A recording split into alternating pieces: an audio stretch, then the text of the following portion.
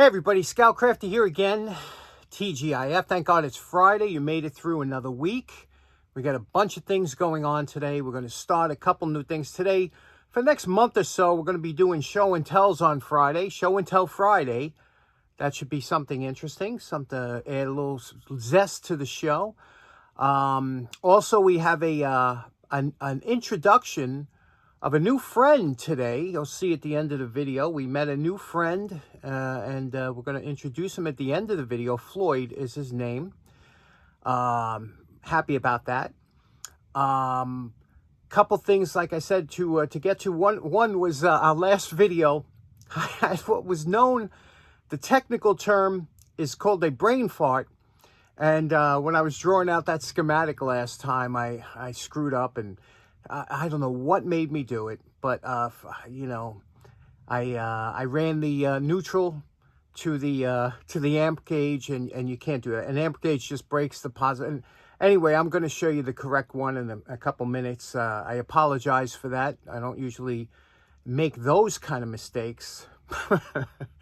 But anyway, so we got a good show planned for you today, so let's get right to it. Okay, this was the schematic in question. Last time what I did, I made the mistake. For some, I don't know why, I had the neutral going over to the amperage. That's wrong. So forget this one, okay? This is what it should look like. And it's actually much more simple, okay? In the amp meter, it just breaks the hot. Okay, so the hot goes to the amp meter and the hot comes from the amp meter. That's all it does. So that's where I made the mistake there. And so this one's correct. Take a screenshot of this one. And unless you find something else wrong with this one, but this one should be correct. And I do apologize about that. Okay, next up, you remember last video I went for my poor man's flea market. I found a couple toolbox. The toolboxes were rusted. However, they had a tray in one of them, a Homac. Homac made some good toolboxes, thick gauge. Unfortunately, if they're left outside, metal does rust. But this one here was a nice, I cleaned it up. It was a nice insert or tray that they put in because it's very thick. Listen, you know, there's no wobble. It's not plastic. And these do come in handy, even though I don't usually use the socket part. But let me show you. You buy this dollar store doormat at Dollar Tree, and these things are great. Let me show you what you can do. And there you go, using a pair of Pexto tinge snips. You can see you put this liner in. Just so nice when you put your tools in. They don't rattle around.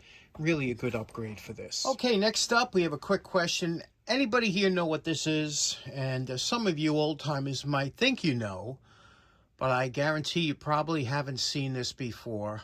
Pretty interesting. Let me zoom in on it. Can you see that? What do you think that is? Now, hold on to that thought for a minute. Okay, so if some of you guessed a glass fuse or a plug fuse, you'd be about half right. I have a whole large collection of glass fuses, all different types, sizes, shapes. I was always fascinated by these. And I knew an old-timer who was an electrician. He swore by these over circuit breakers, but obviously circuit breakers are so much easier. The reason these got a bad rap is because if people were having trouble, blowing a 15 amp fuse, they would screw in a 20 amp thinking they cured the problem. But what they did was they took a chance because the lines were only made for 15 amps. And by throwing in a 20 amp fuse, you could possibly have an overload on your wires and cause a fire or whatnot. So that's why these got bad rap. But they work fine, and they were a wonderful invention. But again, people, you got to make things idiot-proof. I'm a big, you have to do that today, especially today.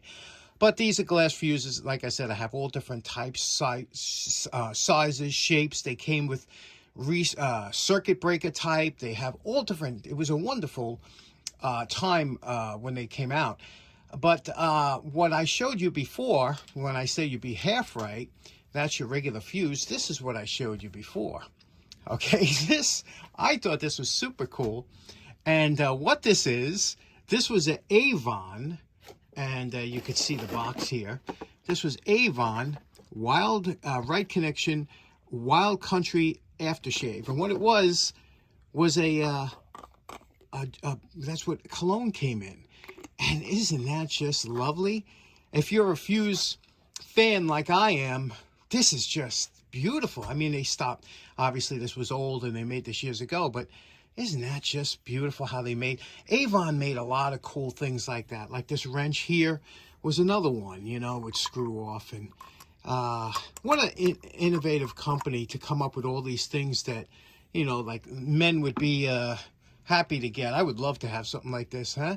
And that's why I got it. So this is a Avon Right Connection glass fuse cologne bottle. Pretty cool, right? Okay, next up, Show and Tell Friday. Have a really interesting thing for you here. My good buddy Andrew from the Bronx. You remember Andrew? We had a little bit of a trade. We traded. Andrew got the a buffing motor, the dental lathe, and he gave me a fire hydrant. It was a great trade. Andrew's such a great guy. Works up in the Bronx. I went to visit him, and he gave me this. I just thought it was so interesting. I thought you would enjoy it.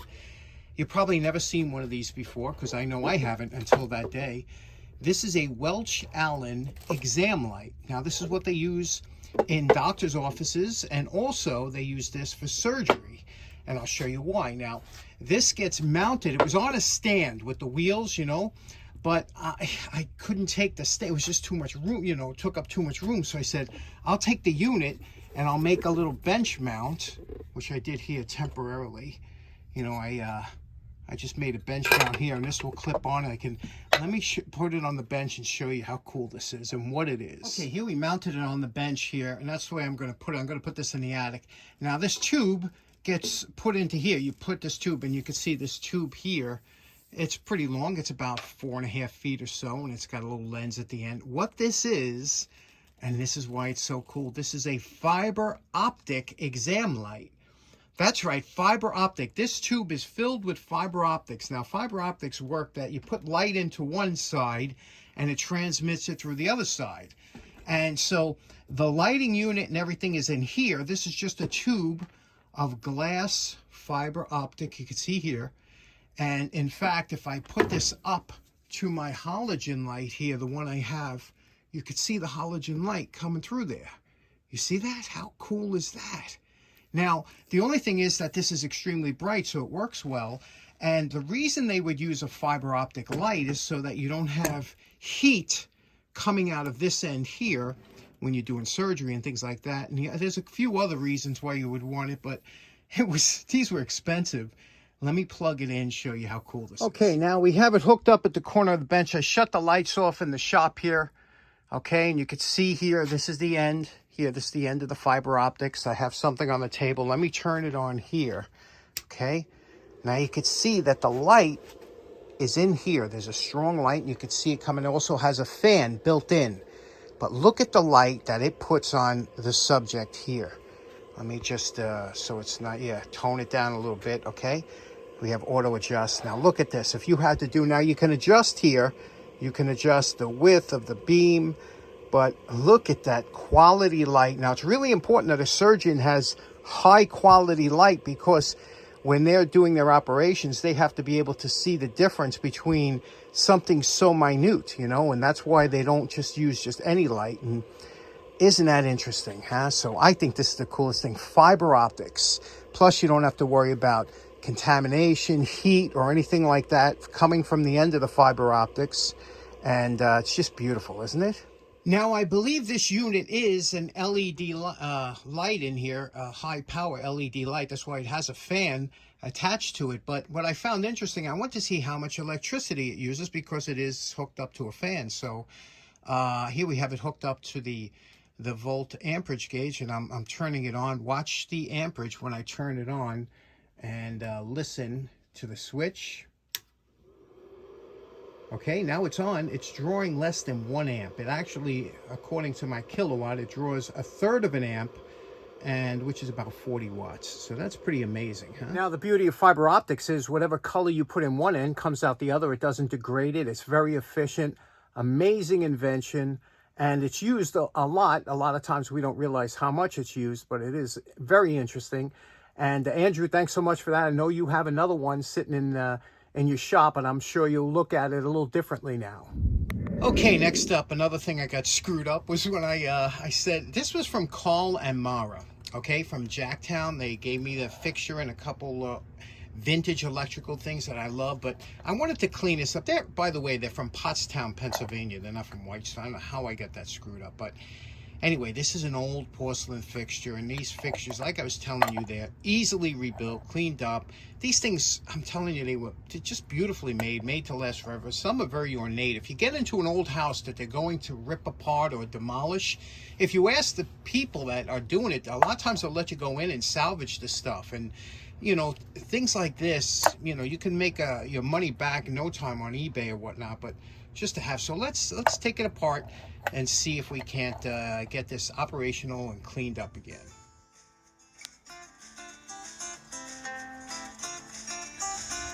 Now, what makes this one a little bit unusual is the fact that it has, you can see here, that's the porcelain socket, but it also has underneath this little fiber board, you could see here, it has a plug that you can plug a cord into, and that's it. This is it. This is how it comes apart here.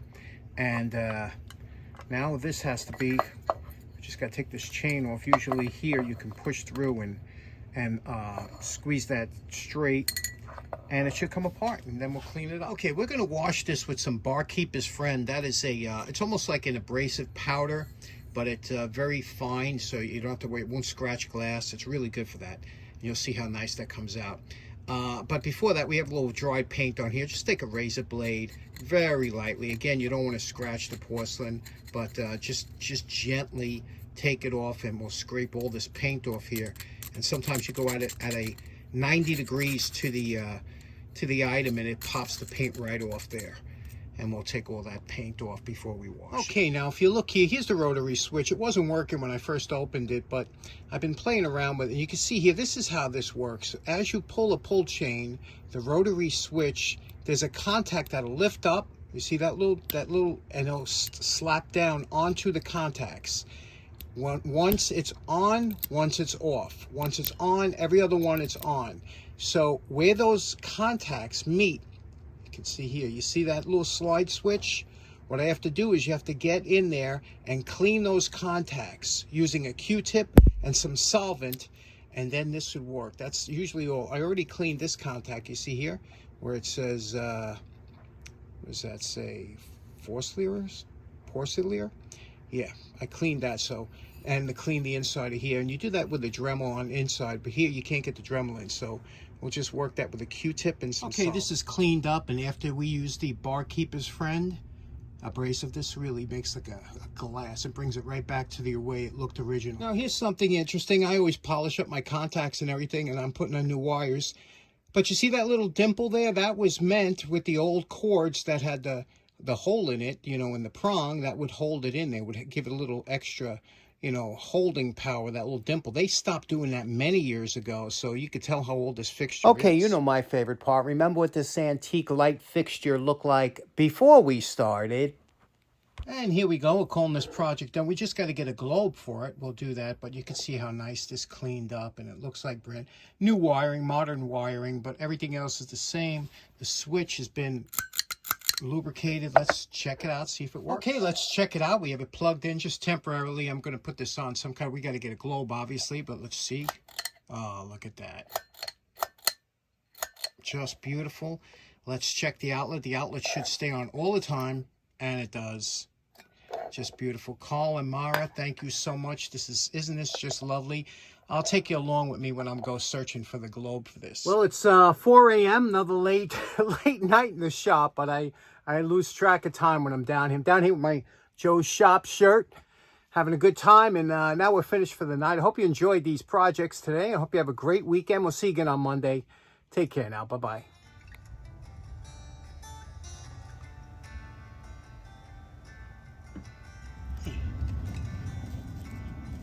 Okay.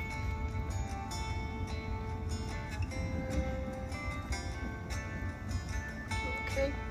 How you doing, buddy? You okay? Are you okay? What do you eat?